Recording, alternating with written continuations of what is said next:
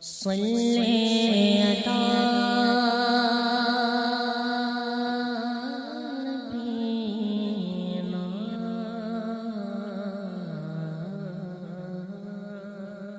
میں صبر بھی کم ہوتا ہے، حوصلہ بھی کم ہوتا ہے، اللہ نے انہیں عقل بھی کم دی ہوتی ہے، اس کی حکمت کا تقاضا ہے۔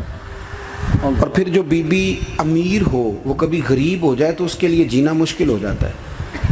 غریب آدمی امیر ہو جائے تو گزارا ہو جاتا ہے، اور خدا نہ خواستہ امیر اگر غریب ہو جائے مشکل ہوتی ہے۔ سیدہ طیبہ طاہرہ حضرت ختیجہ الکبریٰ رضی اللہ تعالیٰ عنہ مکے کی ملکہ تھیں۔ آپ فرماتی ہیں 20 نوکرانیاں تھیں میرے گھر میں۔ توجہ ہے میری بات پر؟ یہ آگے آگے والوں کو سمجھ آ رہی ہے، کوئی ہاں نہ کر رہے ہیں، پیچھے والے تو بالکل گمسم ہیں۔ بھائی دوستو توجہ کرنا میری بات پر۔ مکے کی ملکہ 20 عورتیں کام کرنے والی، فرماتی ہیں کبھی پانی کا گلاس بھی اٹھ کے نہیں پیا تھا۔ اللہ۔ پھر اسی بی بی نے حضور کی غلامی اختیار کی، پھر کلمہ پڑھا۔ ظہر کے وقت ابن اسحاق کہتے ہیں ظہر کے وقت انہوں نے اپنا مال حضور کے قدموں میں سارا پیش کر دیا۔ عصر سے پہلے پہلے میرے نبی نے ہر چیز اللہ کے رستے میں تقسیم کر دی۔ جس کی 20 کنیزائیں تھیں، پڑھو کنز الاموال، یہ حدیث اختلاف روایات کے ساتھ بخاری میں بھی موجود ہے۔ حضرت ابو ہریرہ رضی اللہ تعالیٰ عنہ فرماتے ہیں کہ سیدہ طیبہ طاہرہ حضرت ختیجہ الکبریٰ کے بارے میں محبوب نے فرمایا کہ ختیجہ میرے لیے کھانا پکا کے باورچی خانے سے نکلی، خود حضرت ختیجہ کپڑوں پہ پیوند لگے، خود چولہا جلایا، خود چولہا جلایا۔ اور وہ بی بی جس کے پاس ہر گھنٹے کے بعد نیا سوٹ تیار پڑا ہوتا تھا، اس کے کپڑوں کو پیوند لگے۔ جیم جان دا کچھ وسا نہیں، جان یار نو دے تشاد ہو جا، اس سے دل دے ہیں فساد سارے، دل دل بر نو دے تے آزاد ہو جا۔ جو رکھے آباد تے رو وسدا، تے جدوں کرے برباد برباد ہو جا۔ جدوں کرے برباد، ہاں پھر برباد بھی ہو۔ صرف سکھ لینے کے لیے نہ ہو، وَلَنَبْلُوَنَّكُمْ بِشَيْءٍ مِّنَ الْخَوْفِ وَالْجُوعِ وَنَقْصٍ مِّنَ الْأَمْوَالِ وَالْأَنفُسِ وَالثَّمَرَاتِ۔ یہ تو شہادت گاہ الفت میں قدم رکھنا ہے۔ لوگ آسان سمجھتے ہیں مسلمان ہونا۔ حضرت ختیجہ کھانا پکا کے نکلی، کپڑوں پہ پیوند لگے ہوئے، اور سادے سے برتن میں جب کھانا لے کے آئی نا، حضور کے سامنے کھانا رکھا تو اللہ کے رسول علیہ السلام غور سے سیدہ ختیجہ کو دیکھنے لگے، غور سے دیکھنے لگے۔ حضور کیا دیکھ رہے ہیں؟ تو محبوب فرمانے لگے ختیجہ تیرے آنے سے پہلے پہلے جبریل امین آ گئے۔ ہر واقع کہہ رہے ہیں یا رسول اللہ ختیجہ کھانا لے کے آ رہی ہے، اور رب فرماتا ہے جب ختیجہ کھانا لے کے آئے تو اسے اس کے رب کا سلام کہہ دینا، اسے اس کے رب کا۔ ہاں بھائی جب قربانی آپ دیتے ہیں، قربانی اس وقت جو اعزاز ہوتا ہے وہ بدل جاتا ہے۔ حضرت ختیجہ نے قربانی دی، نبی پاک کی 4 بیٹیوں نے قربانی دی۔ حضور کی کتنی بیٹیاں؟ بول کے بتاؤ، بول کے جی۔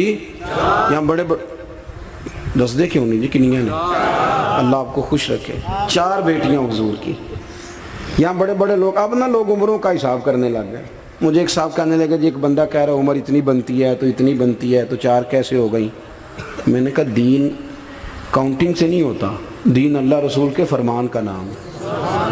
وہ کاؤنٹ کرنے سے دین نہیں بنتا بھائی۔ خود رسول کریم نے فرمایا یہ میری بیٹیاں ہیں۔ کب؟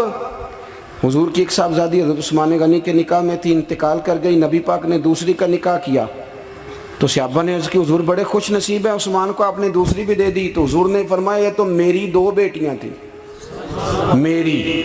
یہ تو میری 2 بیٹیاں تھیں، میری 40 بھی ہوتی تو ایک کے بعد دوسری انتقال کرتی رہتی، میں ساری عثمان غنی کے نکاح میں دے دیتا۔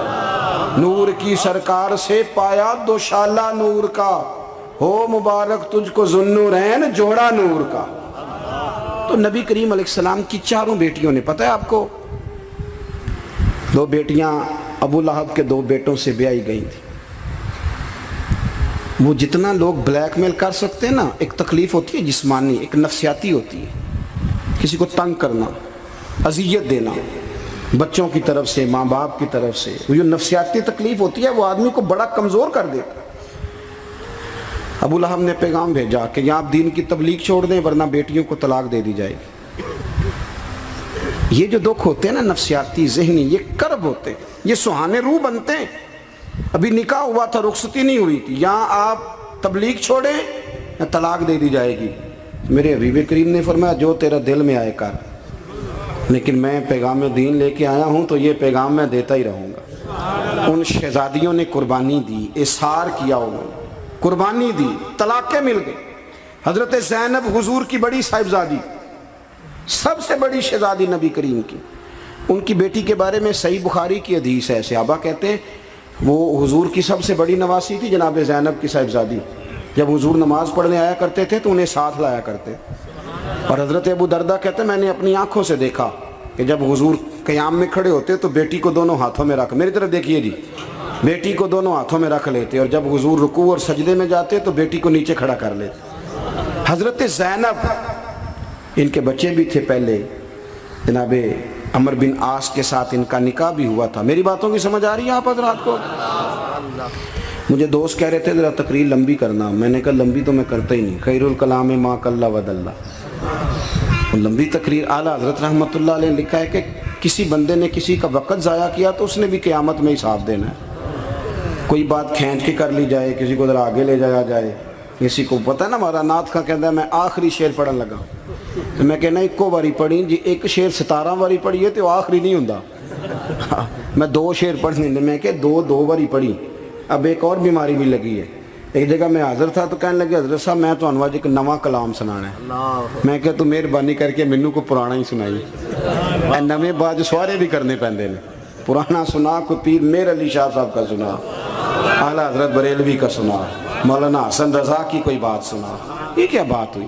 آمدام برسر مطلب جناب زینب گھوڑے پہ بیٹھی تھی، حبار بن اسود، حضرت زینب کے پیٹ میں بچہ تھا۔ ہمارے ہاں نا مکھی ماری جاتی ہے، حضور کے سارے خاندان نے قربانی دی ہے، سارے خاندان، توجہ رکھنا بات پر۔ جناب زینب کے جسم اطہر میں اولاد تھی، بچہ تھا۔ حبار بن اسود نے نا، وہ بیٹھی تھی گھوڑے پہ تو نیزہ مارا گھوڑے پر یا اونٹ پر، گھوڑے کو نیزہ مارا، گھوڑا تیز دوڑا، جناب زینب گھوڑے سے گر گئی، ان کے پیٹ میں بچہ تھا، ضائع ہو گیا۔ پھر وہ کافی دیر علیل رہیں، اسی بیماری سے ان کا وصال ہوا، وہ شہید ہوئی۔ بڑی تکلیف ہوئی نبی کریم کو، بڑی تکلیف۔ فتح مکہ کے موقع پر نا حبار بن اسود کلمہ پڑھنے آیا، سیرت ابن حشام والے کہتے ہیں جب وہ آیا تو اس نے چہرے پہ کپڑا رکھا ہوا ہے، نبی کریم علیہ السلام کی بارگاہ میں حاضر ہوا تو حاضر ہو کے نا عرض کرنے لگا یا رسول اللہ صلی اللہ علیہ وسلم کو بہت بڑا دشمن بھی آئے تو معاف کر دیتے ہو؟ حضور خاموش ہیں، گردن جھکی۔ پھر کہنے لگا بہت بڑا دشمن بھی آئے تو معاف کر دیتے ہو؟ حضور خاموش ہیں۔ تیسری دفعہ اس نے چہرے پہ نقاب ڈالا تھا نا، حضور بڑا دشمن بھی آئے کلمہ پڑھے تو معافی ہے؟ حضور نے چہرہ اٹھایا تو آنکھوں میں آنسو تھے۔ حضور فرمانے لگے حبار یہ چہرے سے کپڑا ہٹا، بیٹیاں بھولا نہیں کرتی، تو کلمہ پڑھ میں تجھے بھی معاف کرنے کو تیار۔ بیٹیاں بھولا نہیں کرتی، تو پڑھ کلمہ۔ پورے خاندان نے قربانی، پورے۔ حضرت سیدہ فاطمہ الزہرا سے کسی نے پوچھا تھا بی بی صاحبہ دین کے لیے سب سے پہلے آپ کو کب تکلیف اٹھانی پڑی؟ تو حضرت فاطمہ فرماتی میں چھوٹی سی تھی جب میری اماں وصال کر گئی، اور جب جناب ابو طالب وصال کر گئے تو مجھے کسی نے پہلے دن جب میں نے یہ تکلیف دیکھی اور صحیح کسی نے مجھے آ کے بتایا کہ فاطمہ نبی پاک علیہ السلام نا حرم کعبہ میں سجدے میں تھے، اونٹ کی اوجڑی بڑی وزنی ہوتی ہے، حضور سجدے میں تھے، ابو جہل نے 2 لوگوں سے کہا تو انہوں نے اونٹ کی اوجڑی لا کے نا نبی پاک کے سر پہ رکھ دی۔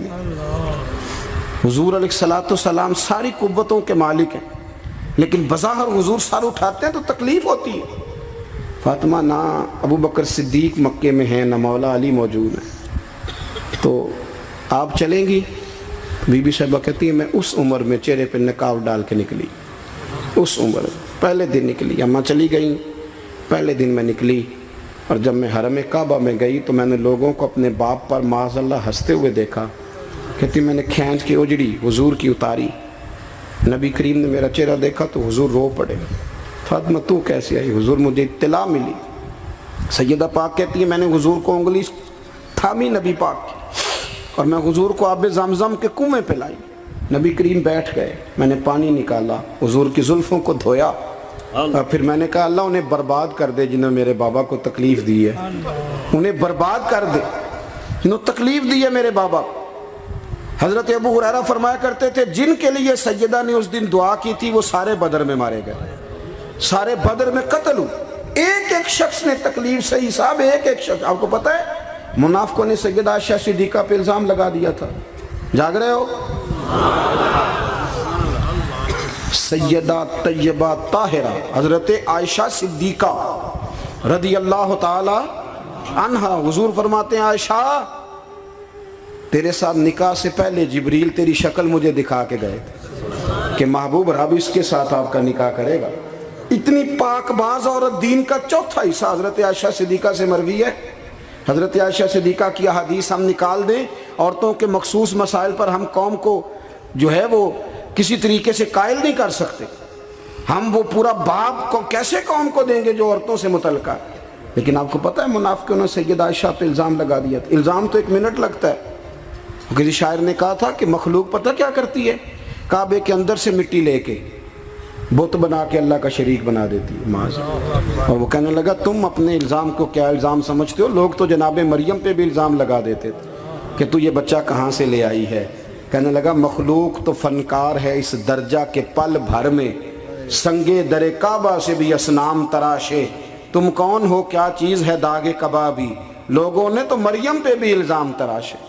حضرت عائشہ پر الزام لگا، اور آپ کو پتہ ہے کہ مہینہ بیمار نہیں حضرت عائشہ، نبی کریم کی آنکھوں میں اتنے آنسو آئے کہ مولا علی کہتے ہیں داڑھی بھر گئی نبی پاک کی، پر رب بڑا ہی مہربان ہے، مہینہ لگا۔ توجہ ہے میری بات؟